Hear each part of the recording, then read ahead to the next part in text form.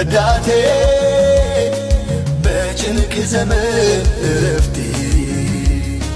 በማያምር ውበት ድምቀቴ የደስታዬ ምንጭ ሕይወቴ አንተ አይደለህም ወይ ረዳቴ